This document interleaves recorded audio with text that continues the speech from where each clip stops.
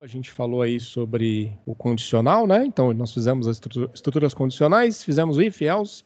Então, a gente tem aí o desvio legal, né? Então, temos um teste, basicamente, tá? E esse teste pode te desviar para executar alguma coisa, num caso esse teste seja verdadeiro, executar alguma outra coisa, caso esse teste seja falso. Quer dizer, o resultado desse teste seja falso. Aqui, nós temos um programinha um pouquinho maior, porque você pode sentir a necessidade de falar assim, bom, se o aluno tirar uma nota entre 50 e 70, né, ele tem direito a fazer uma recuperação.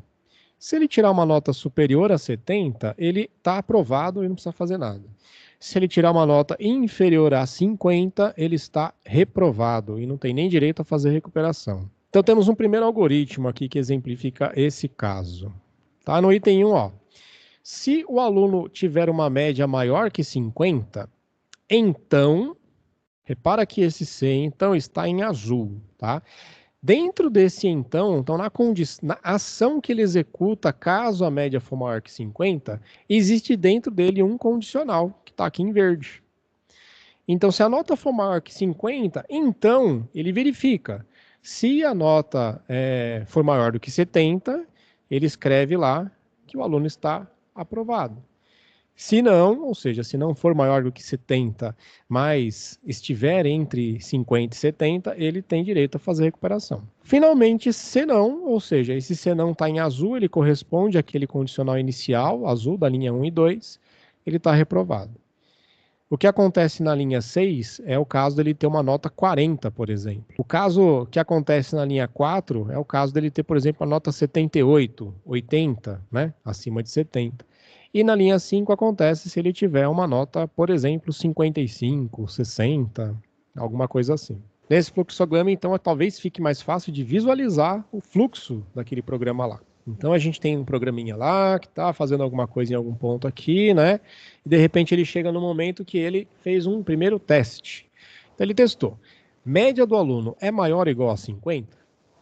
Se a média dele for maior do que 50, vamos supor que a nota dele é 65.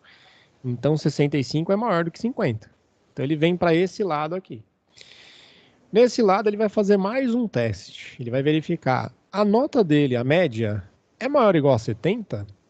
Como eu falei que era 65, na verdade não é maior ou igual a 70. Então ele desloca o meu processamento para cá, para esse não aqui.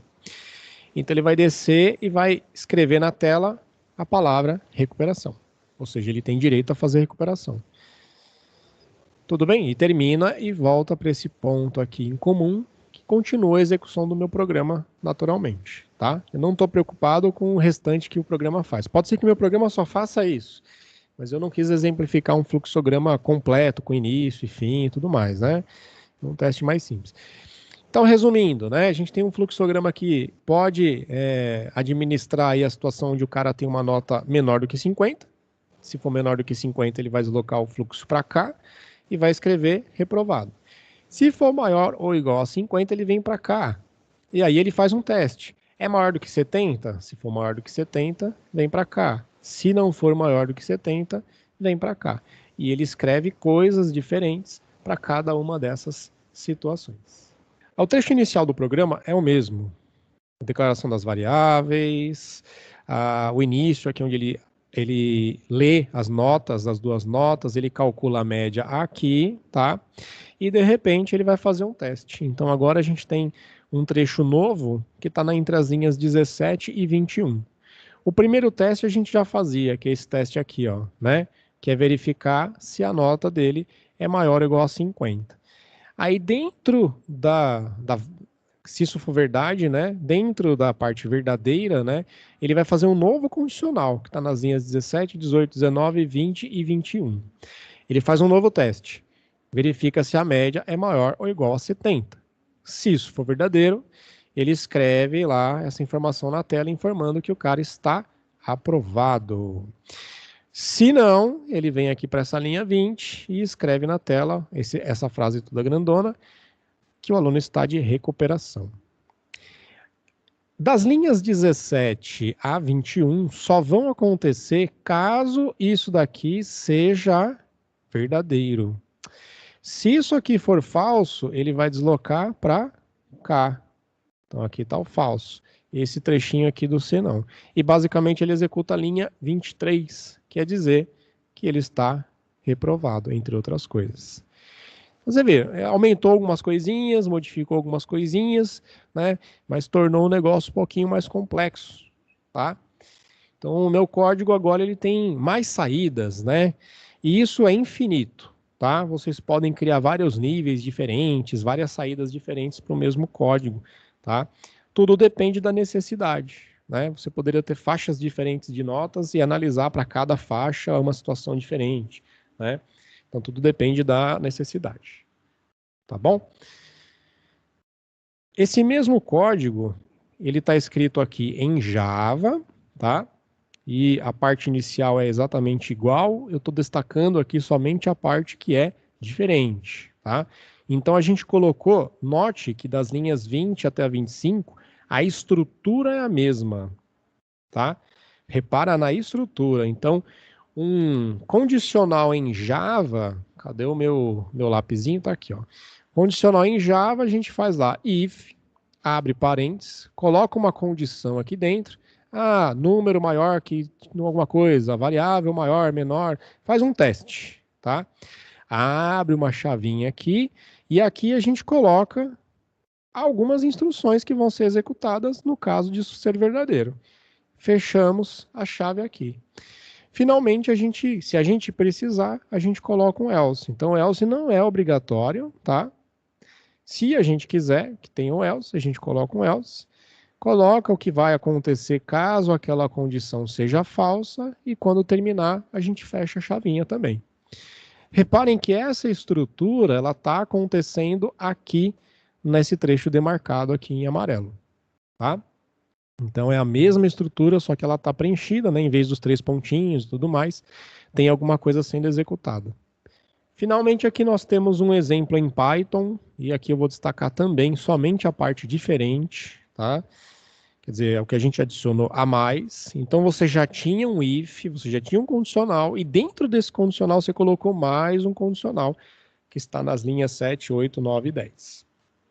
A estrutura é a mesma, então no Python, quando você quiser fazer um condicional, você vai digitar if, vai abrir parênteses, vai colocar uma condição, um teste, alguma coisa, termina com 2 pontos. Deixa eu colocar uns 2 pontos bem destacados aqui, né?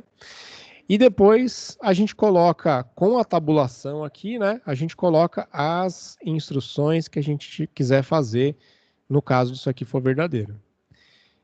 Se tiver um else, a gente tira a tabulação, volta lá para a mesma coluna. Então a gente coloca um else aqui, 2 pontos, coloca tabulado também as instruções que eu quiser que executem, e aí acabou.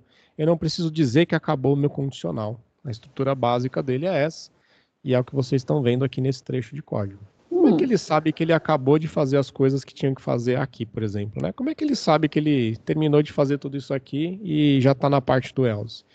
Quando ele perceber que houve quer dizer, que não tem mais a tabulação. Quer dizer, a próxima linha que não tiver tabulada, significa que não faz parte daquele condicional. É só um comentário final, sobre a importância da gente utilizar aquela indentação, tá? Olha só, se eu tiver uma estrutura mais simples, uma estrutura que tem apenas um condicional, tem um C e uma condição aqui.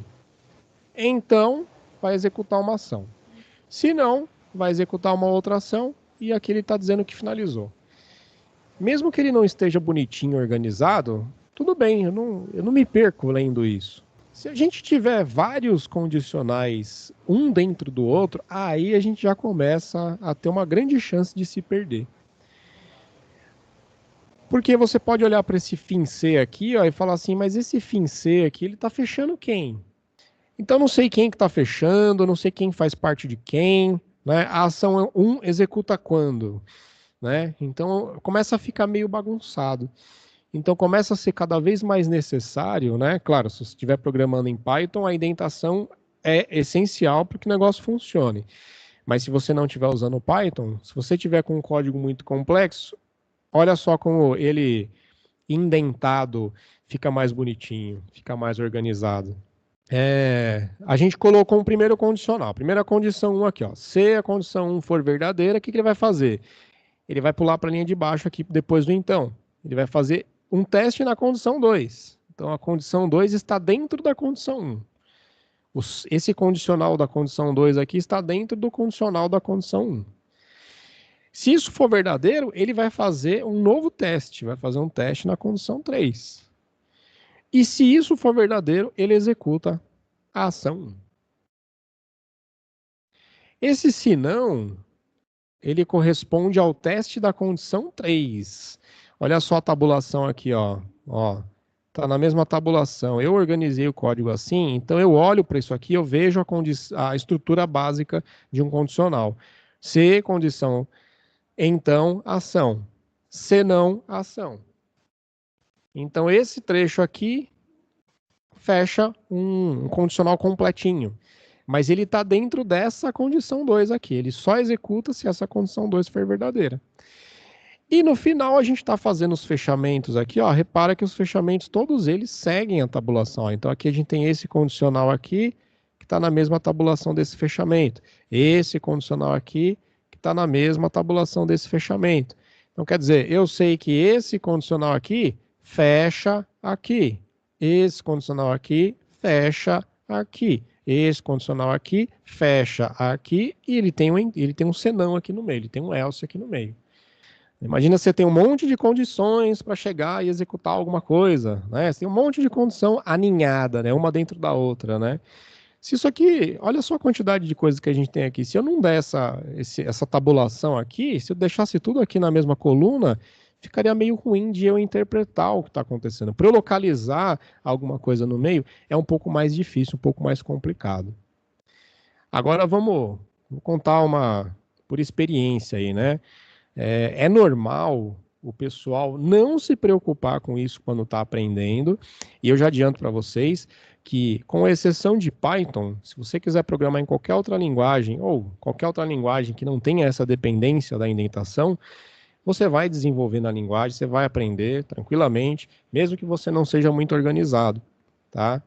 O problema é que conforme você vai aumentando a complexidade das coisas que você faz, vai sendo quase que uma exigência que você seja organizado, para que você não se perca na hora de você já fez uma aplicação, você fez um programinha, tá rodando, belezinha, bonitinho, aí de repente o cliente falou, poxa, precisava de uma determinada funcionalidade que você não colocou. Aí você, beleza, vou colocar essa funcionalidade. Aí você vai pegar aquele código que você fez há 2 anos, né? E vai começar a ler ele. Você vai se perder, você não vai conseguir encontrar o que você precisa, qual é o local que tem aquele ponto que eu preciso, aquela função específica que eu preciso modificar para colocar a funcionalidade que o cliente pediu. Aí começa a ficar difícil, trabalhoso, você perde tempo, e perder tempo é ruim, né? Então, se o código estiver bem organizado, bem indentado, se ele estiver bem documentado, tiver comentários e tudo mais, vai ficar mais fácil para você trabalhar no futuro, tá? Então, isso aqui é uma dica de amigo, tá?